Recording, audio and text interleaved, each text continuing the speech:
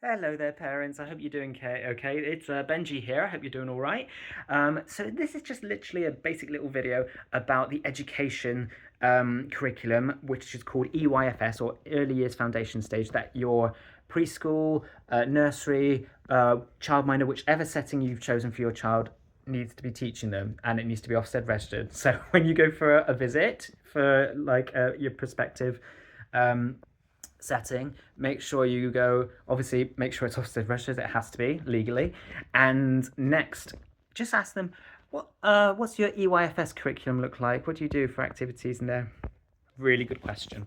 So, EYFS curriculum, I've got 31 lessons. There aren't that many, but all my lessons fall under the EYFS umbrella categories. So, there are three primary categories. First of all, personal, social, and emotional development. That's very obvious. So we teach children, obviously, how to explore their world socially and psychologically as well. Obviously, I love teaching children their emotions, what their emotions feel, what their emotions look like, and what to do, what behaviors they obviously have as well. Excuse my painted nails. Sorry, I have a 3-year-old daughter, and I'm a model. It's the only time in my life I've ever been a model, I tell you. So yeah, for example, are you happy? When we're happy, we smile, we invite others to be happy. Are you feeling angry? When we're angry, we stop, take a deep breath, calm down, and then we do something or think of something that makes us happy. Say, for example, you really want a toy, you can't have it for whatever reason. Just have another toy. Find something else that you like to do. Go and do drawing. Also have to talk to someone or hug someone if if you're feeling angry. Examples like that. Physical development, that's obvious again. So it comes from like small early stages of gross motor skills, from crawling, running, walking, leaping, jumping, reaching, etc. And then obviously later on we'll focus on more fine motor skills, so holding a tripod grip for a pencil, or using child-friendly scissors when they're about 4 years old or something like that. Using cutlery, very, very important. Okay, and the third one is communication and language. Best recipe for that? Just talk to your kids. Talk, read books, sing songs. It's fantastic. Honestly, the English language, we just learn it as best we can. Children need to communicate. They love to communicate as well. They love to tell you everything about their day or what they're doing. So yeah, encourage talking. We also do a lot of foreign languages here. We do French, German, Latin, and Spanish. Sorry, this is probably going to be reversed because I've got the camera on me. But yes, Latin, yes. Latin's not dead. We love Latin. And then we have also 4 specific areas in the EYFS curriculum. First, mathematics. That's obviously numbers, quantities.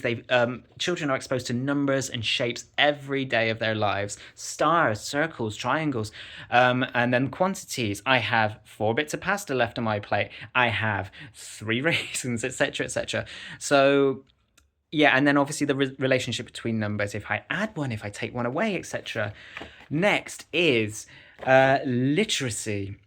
Literacy, the world of books and literacy, very important. Learning to read, learning to write. If you can get children reading before school, it's great. I use a wonderful program, doing first phonetic alphabet, a, b, k, d, e, and obviously using flashcards for that. Flashcards are the best way, honestly.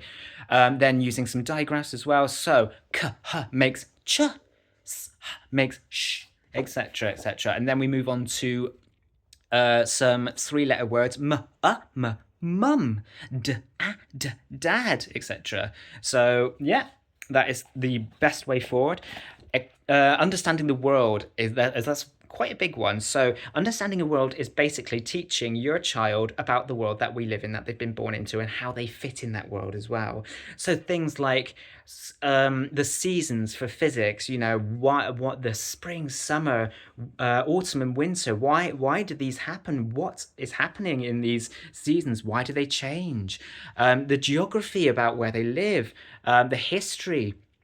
Lots of different sciences, plants for biology, lots of different things. What are things made of? Things are made of wood for chemistry, etc.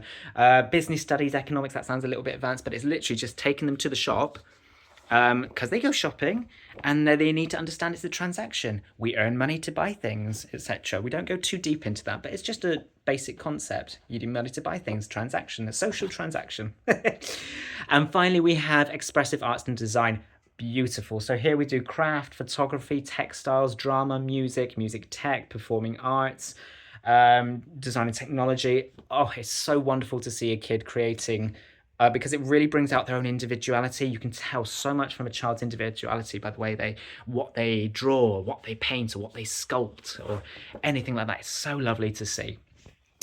And then we've also got three different sort of learning in the EYFS. You've got three different learning sort of strategies.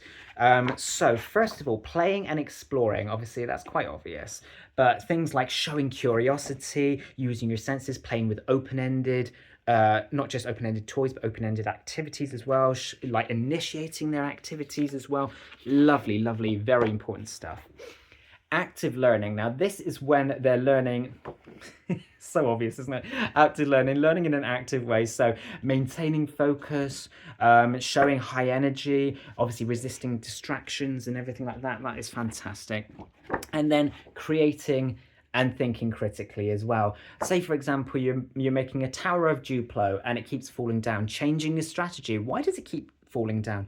Let's put a bigger base down. Changing a strategy. Reviewing how their strategy is going, changing their methods of play, thinking of ideas, thinking of new ways to do things. It's wonderful.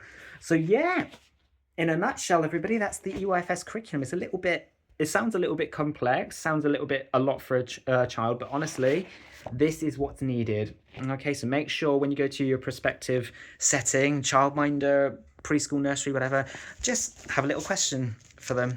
What do you do with your EYFS curriculum? What activities do you do for that? It's very important. Take care.